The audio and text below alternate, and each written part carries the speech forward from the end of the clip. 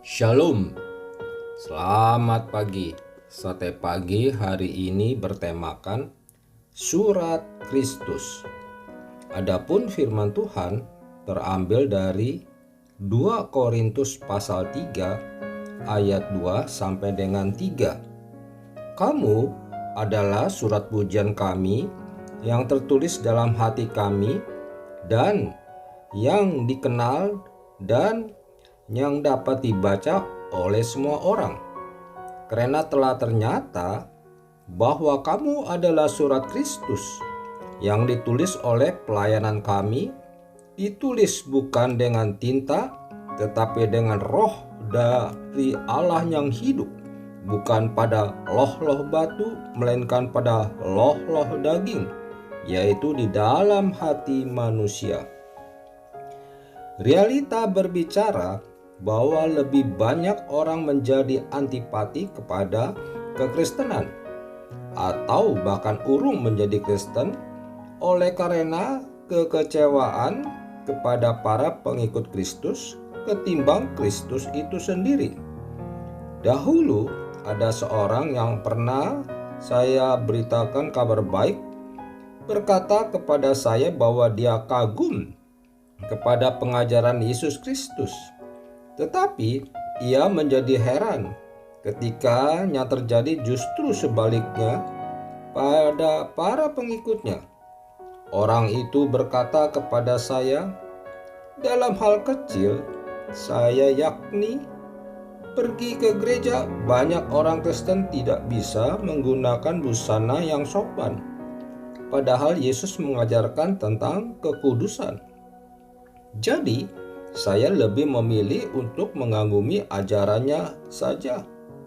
Sayangnya, hal yang tidak jauh beda juga terjadi pada salah seorang teman saya yang baru saja bertobat dan dipulihkan Tuhan dari semua keterikatan dosa yang pernah ia perbuat. Mulanya ia seorang aktif bergereja dan melayani, tetapi ia sempat terseret arus dunia hingga ia masuk kembali ke kumbangan dosa. Perbuatannya itu diketahui oleh pihak gereja. Hingga suatu saat, untuk pertama kalinya lagi setelah sekian lama meninggalkan persekutuan, ia menginjakkan kakinya kembali di gereja tersebut. Namun, siapa sangka, secara tidak langsung ia ditolak.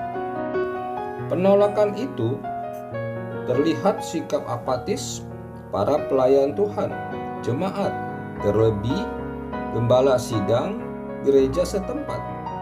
Sampai suatu hari ia bertanya kepada saya, apakah Tuhan sungguh-sungguh mengampuni saya?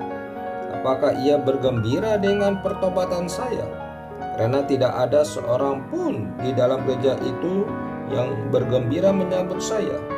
Mereka justru memandang saya sebagai seorang yang sangat kotor.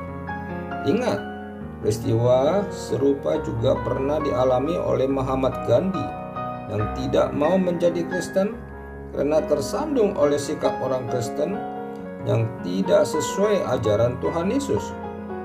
Hidup kekristenan adalah cerminan Kristus. Hidup kita sebagai seorang Kristen adalah tolok ukur bagi setiap mereka yang ingin mengenal Kristus.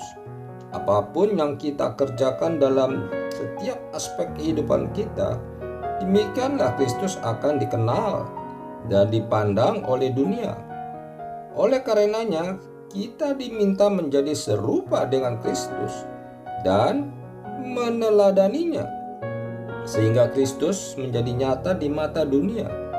Rasul Paulus mengatakan bahwa seorang Kristen adalah surat pujian dan surat Kristus yang terbuka dan yang dibaca oleh semua orang dan ditulis bukan dengan tinta melainkan oleh Roh Tuhan itu sendiri.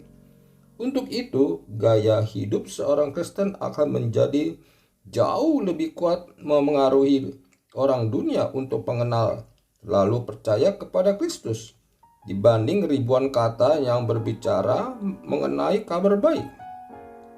Jadi, kabar baik tentang karya keselamatannya tidaklah mungkin dapat diwartakan jika cara mata kita memandang masih suka menyudutkan, mulut dan bibir kita masih suka menghakimi, atau bahasa tubuh kita sudah merendahkan orang lain. Ingat, orang yang ingin mengenal Kristus mengenalnya melalui pola hidup pengikutnya. Amin. Mari kita berdoa. Bapa Surgawi, tuntunlah kiranya aku dengan hikmat-Mu, agar seluruh hidupku menjadi berkat bagi sesamaku, sehingga mereka semakin mengenal-Mu. Di dalam nama Tuhan Yesus, aku berdoa. Amin.